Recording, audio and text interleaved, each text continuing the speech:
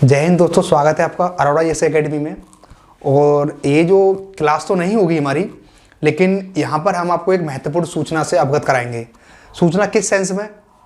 सूचना है इतिहास के बारे में, क्योंकि मॉडर्न हिस्ट्री का जो पोर्शन है, आप देखते होंगे पीसीएस का एग्ज़ाम हो, यूपीएससी का एग्ज़ाम हो या फिर कोई वनडे एग्ज़ाम हो, तो उन एग्ज़ामों में मॉडर्न हिस्ट्री ही अधिकांश पूछी जाती है।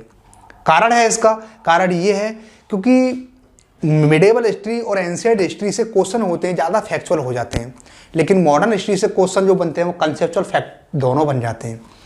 तो कई साल से दिक्कत यही आ रही थी। यदि आप मॉडर्न हिस्ट्री की कोई बुक उठा के देखोगे तो आप ये देखोगे कि इतने 400-300 पेज की मोटी बुक होती है, तो देखते ही थोड़ी घबराहट शुरू हो जाती है कि इसको रिवीजन कैसे करेंगे। यदि हमने पढ़ भी लिया तो रिवाइज कैसे करेंगे इसका। तो इन्हीं सब समस्याओं को देखते हुए और प्रीवियस ईयर जो एग्जाम हुए हैं अब तक, उनके क्वेश्चन को, पैटर्न को देखते हुए, जो अरोड़ा एस की टीम है, हम सब ने मिलकर एक सीरीज बनाई है। ठीक है, मैं दिखाऊंगा आपको।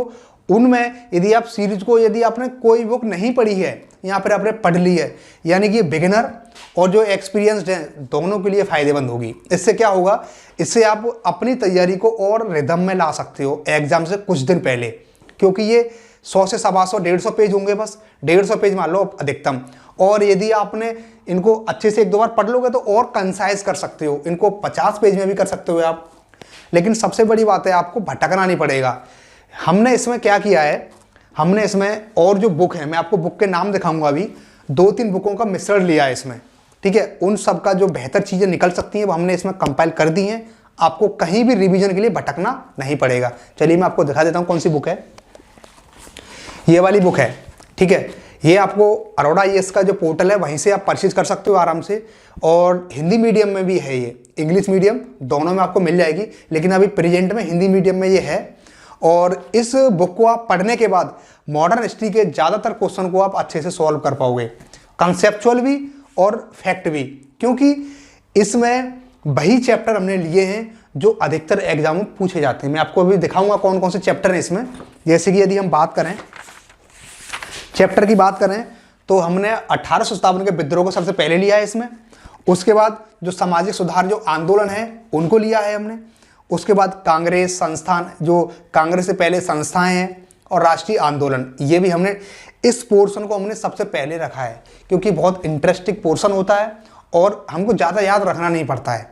ठीक है, उसके बाद हमने इसको 2 पार्ट में बनाया है। और अगला पार्ट क्या रहेगा, अगले पार्ट में जो मुगलों के बारे में, जो ब्रिटिश ईस्ट इंडिया कंपनी के बारे में, ठीक है, और जो ब्रिटिशों की नीतियां थी उनके बारे में पूरा पोर्शन कवर है।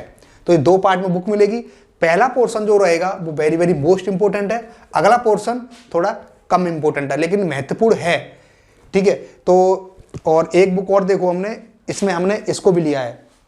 यदि आपने BL ग्रोवर सर की बुक देखी होगी और NCERT का भी हमने इसमें लिया है। ठीक है, तो इन 2-3 बुकों को हमने एक ही में बना दिया है।